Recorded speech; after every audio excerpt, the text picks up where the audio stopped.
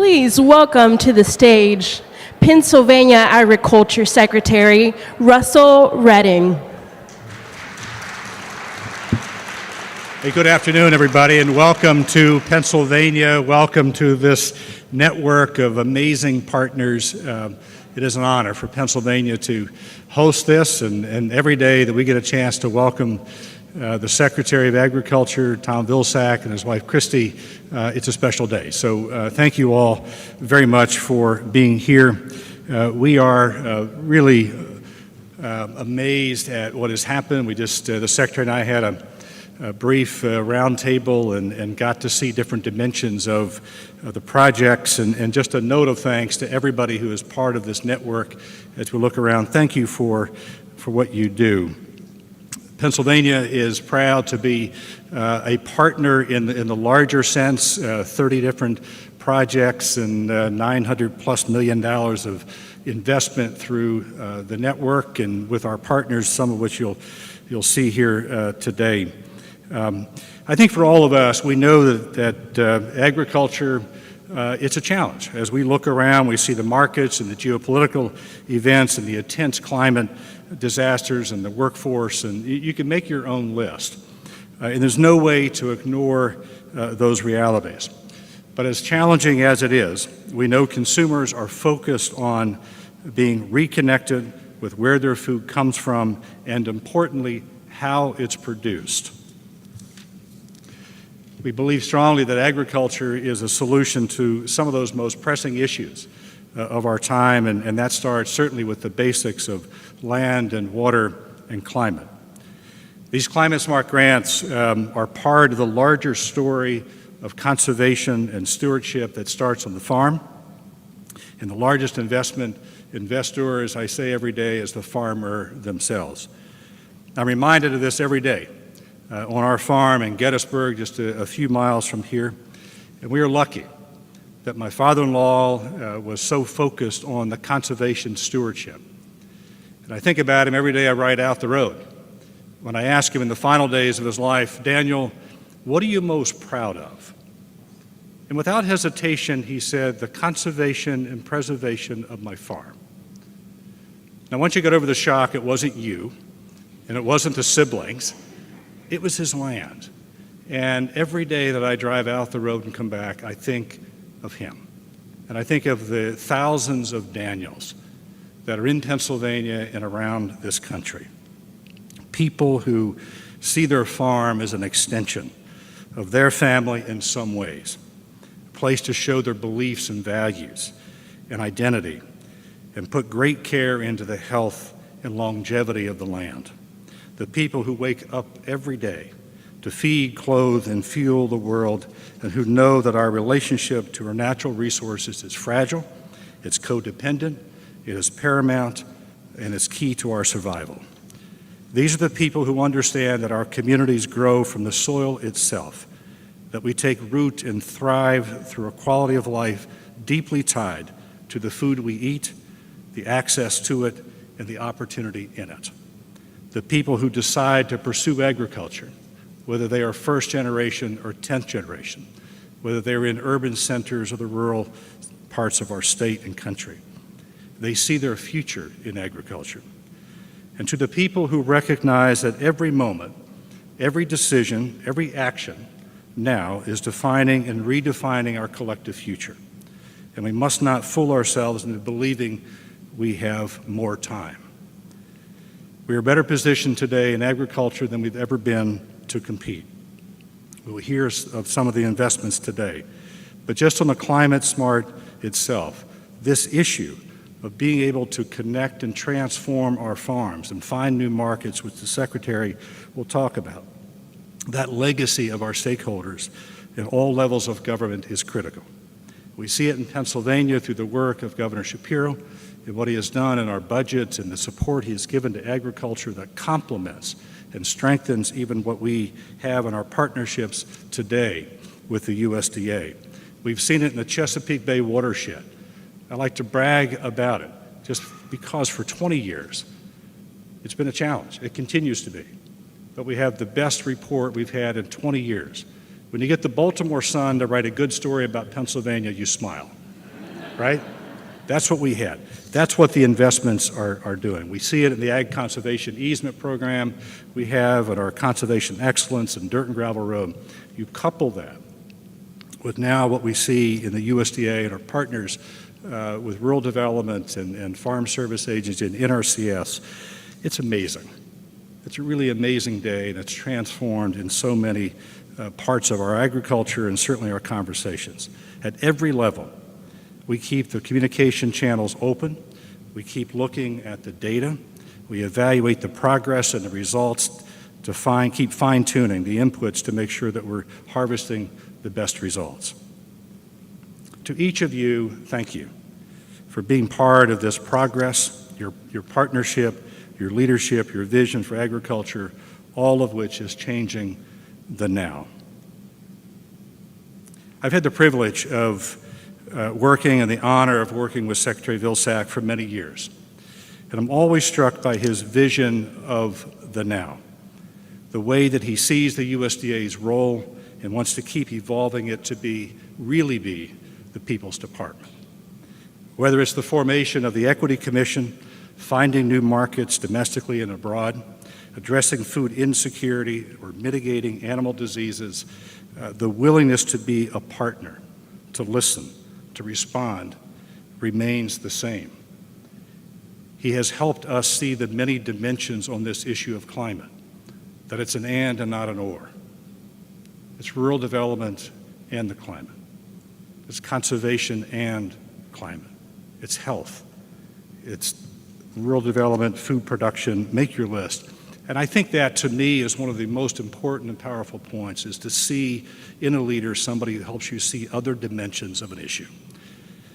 So his commitment to public service formed through the work as a governor, as a mayor, as an industry representative, and his time as Secretary of Agriculture continues to inspire. And I'm honored to welcome him back to his home state, Pennsylvania. Secretary.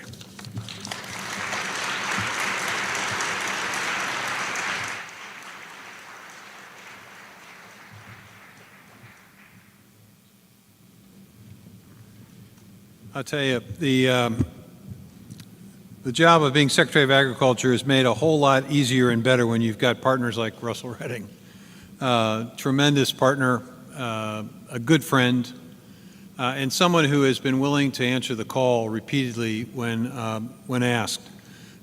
Russell served when I was Secretary before, under President Obama, when we had the conversation between our organic producers and our conventional producers and the need for agriculture to speak with a single voice. He was there, and he's been an integral part of our Equity Commission and the extraordinary work that they've done in expanding access to all the programs and opportunities that USDA provides to all farmers, regardless of size and circumstance.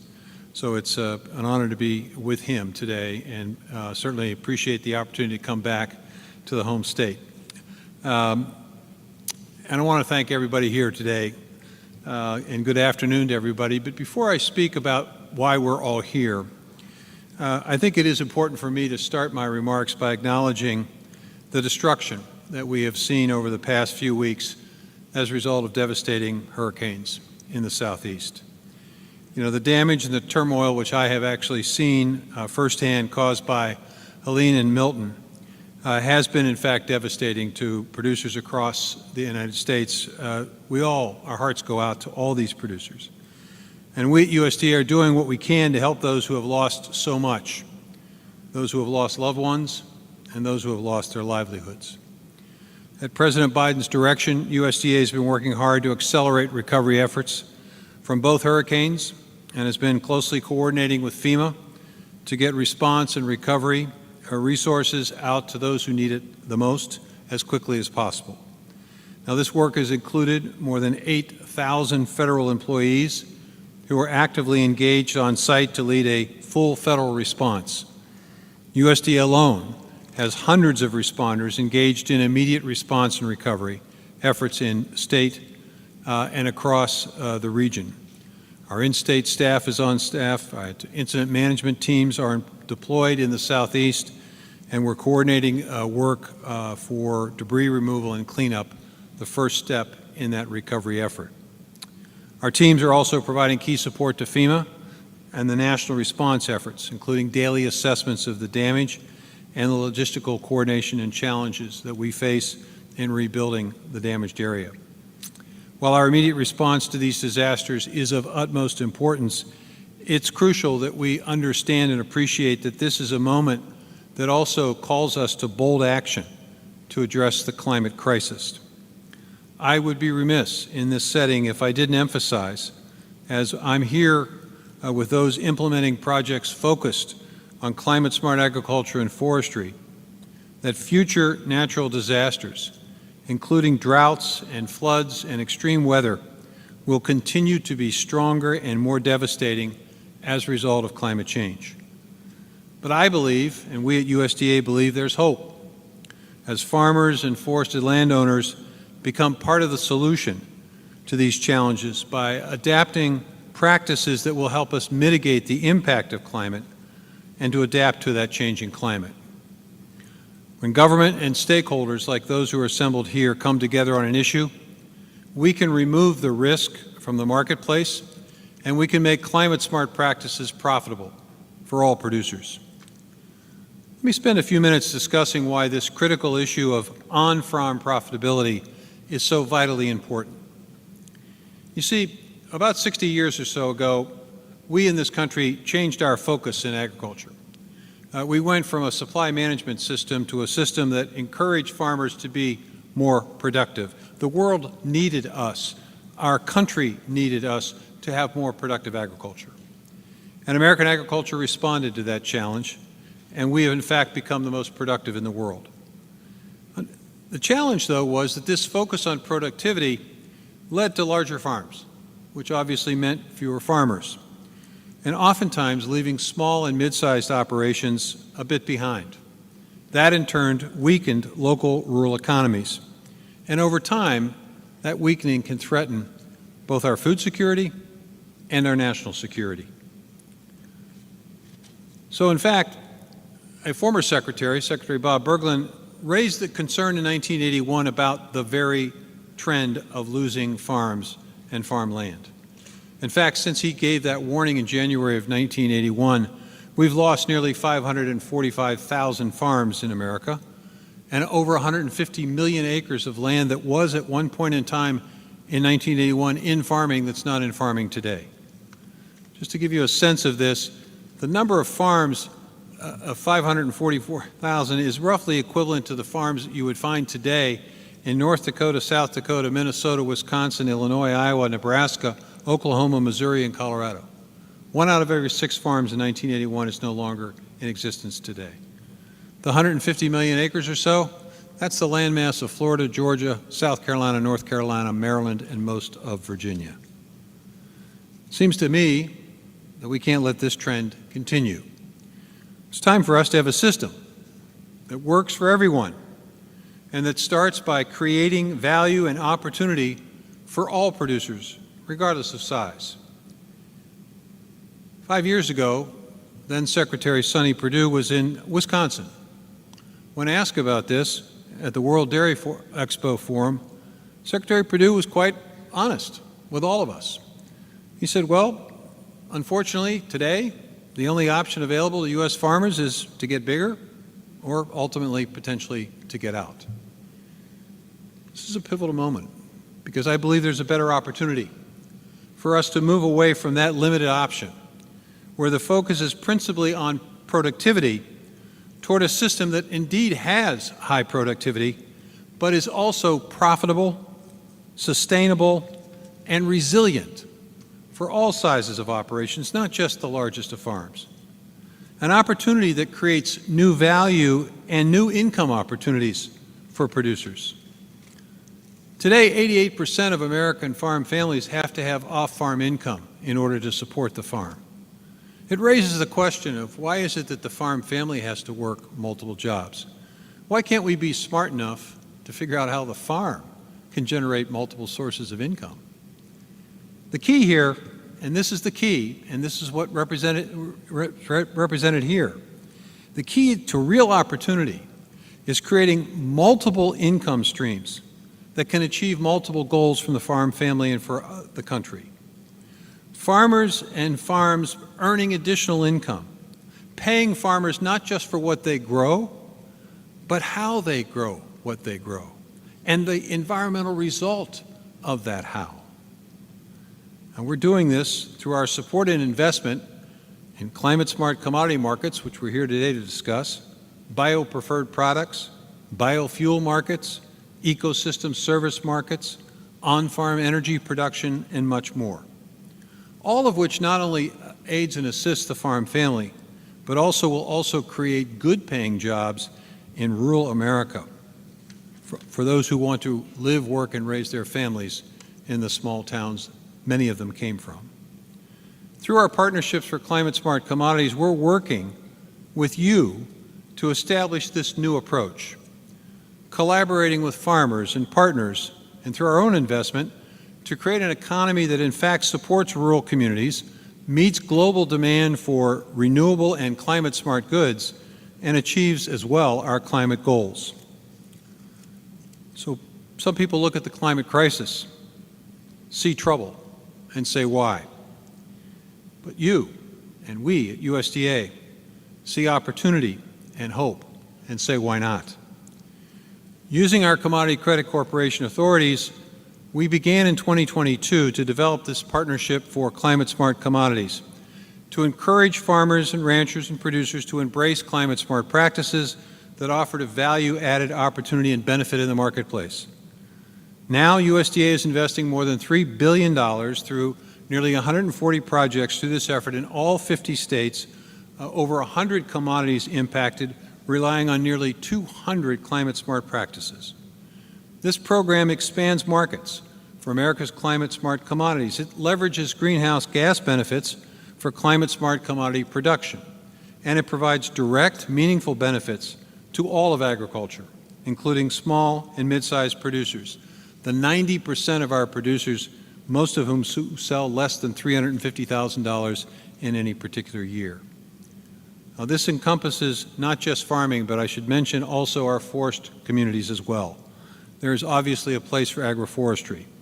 And while today's remarks will primarily focus on the agricultural sector, given the significant loss of farmland that we've experienced, I want to acknowledge that our forested communities are facing similar challenges with limited markets. We recognize the efforts of those who are engaged in this effort, especially the American Forest Foundation and other forestry stakeholders who are playing a crucial role in creating new opportunities for climate-smart forest product markets. So let me talk a little bit about the history of this initiative. We started this work, as I said, back in 2022, very focused on how we could create and expand these market opportunities while providing credible climate benefits. Many of you may have recalled that I announced this partnership with a $1 billion commitment from USDA in February of 2022. When we designed this program, we had essentially three key goals. We wanted to work with farmers, ranchers, and forested landowners to implement climate-smart practices on the ground. We wanted to implement greenhouse gas measurement, monitoring, reporting, and verification systems to ensure that resulting climate benefits were credible and marketable. And importantly, we also wanted to develop markets for the resulting climate-smart commodities. We made a point of emphasizing that each of these products needed to provide meaningful opportunity as well for small and historically underserved farmers and landowners. At the time, frankly, we weren't sure of the response we'd get, and there were some who doubted that there would be a response. But clearly, what we asked for resonated. Ultimately, we received over 1,000 proposals from more than 500 groups, totaling over $20 billion in requests for funding. Because of this unprecedented demand, we increased the funding allocation to over $3 billion. And in September of 2022, I came back to Pennsylvania at Penn State University, where I announced the initial batch of 70 selected projects from the first funding pool. And soon thereafter, in November, I announced the selected projects from the second funding pool at COP27. And from there, all of you, our partners, got to work, all 708 of you. We have 276 nonprofit and commodity groups involved in this effort. We have 257 for-profit organizations involved, 98 colleges and universities, including minority serving institutions, and 77 state, local, and tribal governments and entities, all engaged in this collaborative effort. And thanks to all of your hard work, we can announce today that we have more than 14,000 enrolled farms with over 3.2 million acres of working lands already enrolled in projects, producing over 100 commodities that are being developed through a range of climate-smart practices geared for climate-smart markets. In fact, speaking of climate-smart commodities, today we have over 40 of the commodities within this program that are already being sold in the marketplace to a variety of buyers. Buyers that include universities, food hubs, processors, retailers, and directly to consumers. This is a testament to your dedication and to the vision that as a result of these projects, we literally do today have tangible climate-smart commodities available to U.S. consumers right now. Let me give you a few examples.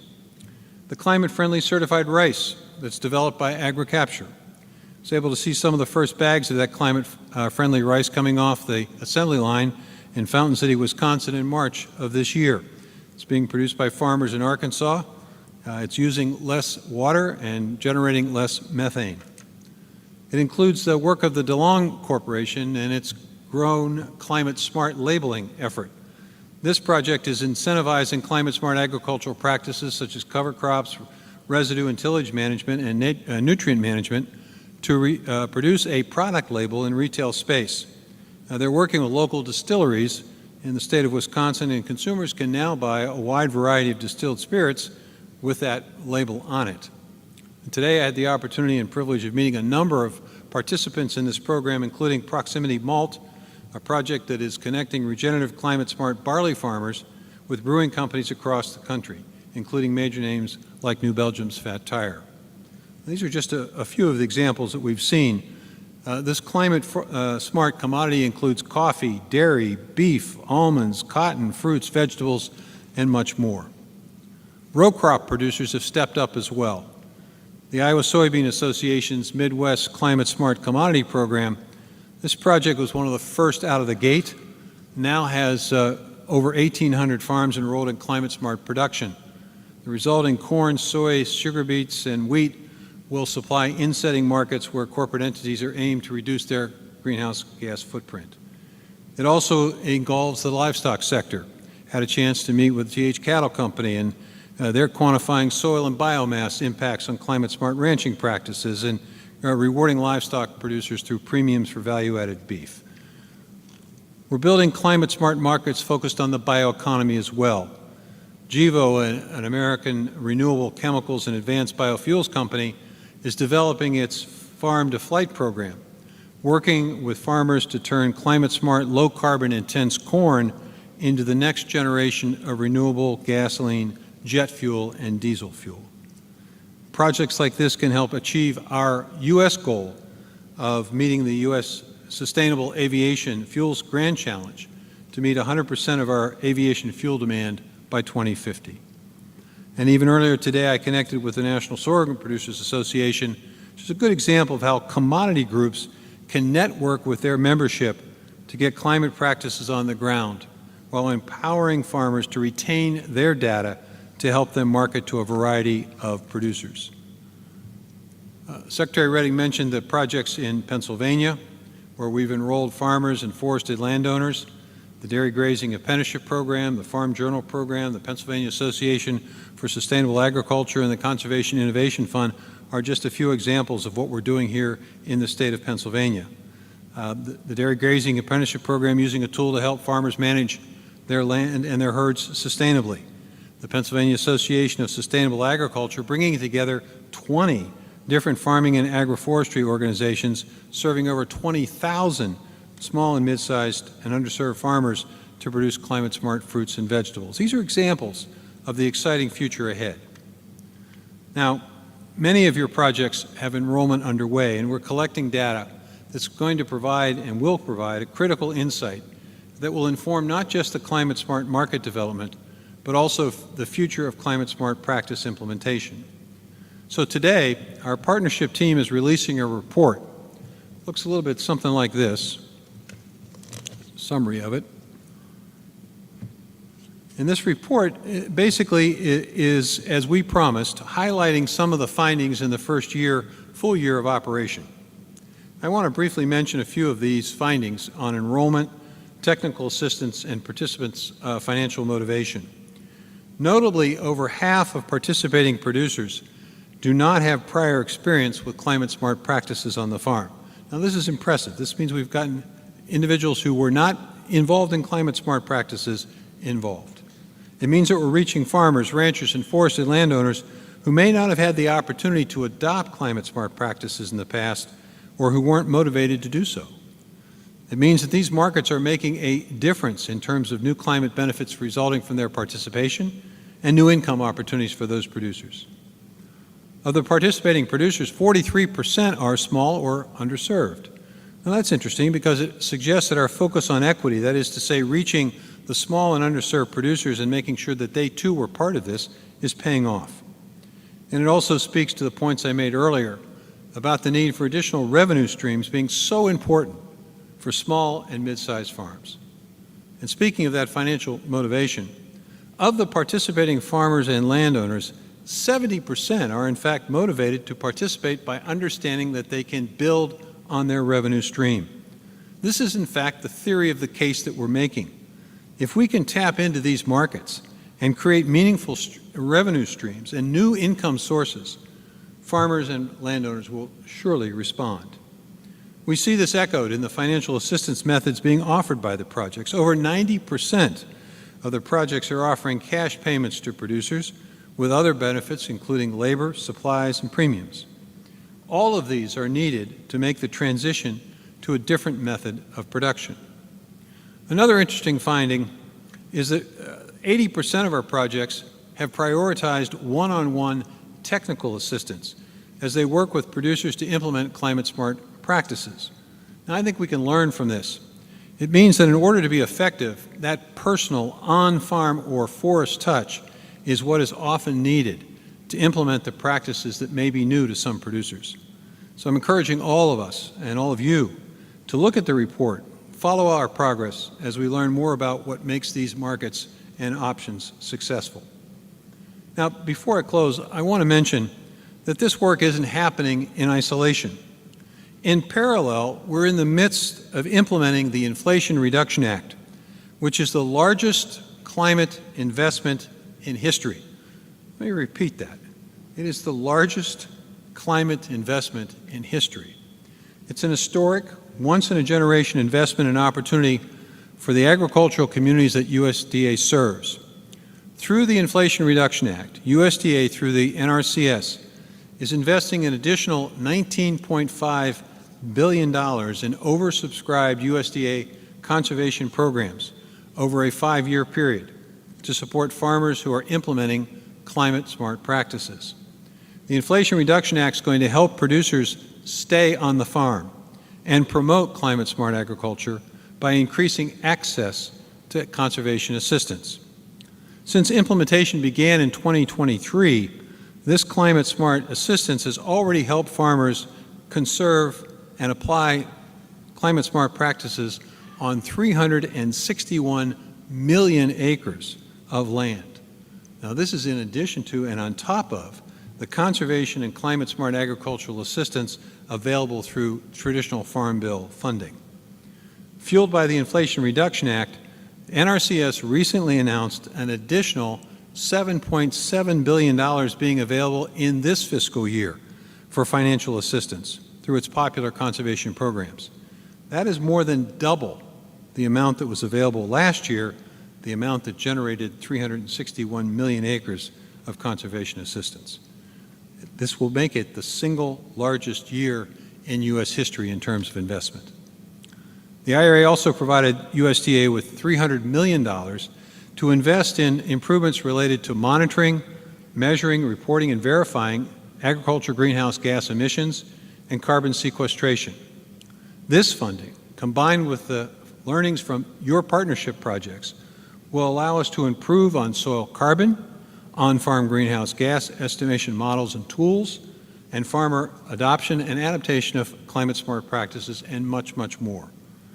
As we move forward, credibility of all of this will be what underpins your success. Being able to accurately quantify climate benefits will allow the USDA to be successful and ultimately allow climate-smart markets to thrive. Folks, the story doesn't stop here. The work you're doing to create and expand these commodities is going to have a lasting impact on the farm and rural economy. The work and the investment, however, has to continue, and that's the challenge. Let me conclude where I began, with a thank you for the work you've done to think outside the box, to work through the hoops of project implementation, to staff up, and to get practices on the ground, and ultimately to make a difference in the lives of farmers, ranchers, and forested landowners across all 50 states. Because this work isn't just creating markets, it's also impacting people. Take Denise Erie from Grow Climate Organics, incorporating climate-smart practices into her urban farming operation to improve her soils and build resilience in the face of increasing water scarcity through a project led by the Colorado Department of Agriculture. Or Bernie and Mark Gutzel, third-generation farmers in Indiana who are part of a network of 22 farms participating in the Fisher Farms Ultimate Beef Strategy Project. Through this project, they're focusing on raising hormone-free, antibiotic-free natural beef and pork. And this is what Bernie said: a lot of little farms are disappearing, but this project has been good for the whole community, and the premium keeps them in business and keeps their family farm going. And lastly, you're going to have the opportunity, I think, to see Spring Creek Farm, which is located here just outside of Reading, as part of the trip that you're involved in.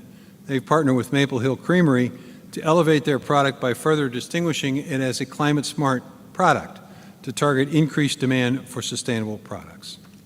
These folks, and many, many more that you could tell me about, would not be here today without your dedication and without your commitment to a brighter future in agriculture. These projects will inform climate-smart agriculture and forestry markets and supply chains for years to come. We're well on our way to establishing markets that will make a meaningful impact on farmers and foresters' bottom line, all the while revitalizing the economy in rural America and ensuring ag and forestry contribute to a healthier planet. You see, when you do this, you basically give the opportunity for that farm family to have a conversation around that coffee table different than what we've seen the last 40 years. Instead of that conversation being how they can't make it work, how they're going to have to get out, it's how they can make it work, how they can have their son and daughter stay in that small town, how they can see their grandkids go to the small rural school and keep it open, how they can shop at the small business owner who also is raising their family in that small town, and how they can see their town contribute to the security of this country as it disproportionately in rural America sends its sons and daughters into military service and volunteer service. This isn't just about the climate. This isn't just about farm economy. This is about maintaining what is critically important to the importance and the value of this country. It's about reconnecting. It's about creating a real true sense of community. It's about the sense that everyone has a fair shot, that it's not just the big, it's also the small and the mid-sized. That's what you're doing. That's what you're part of.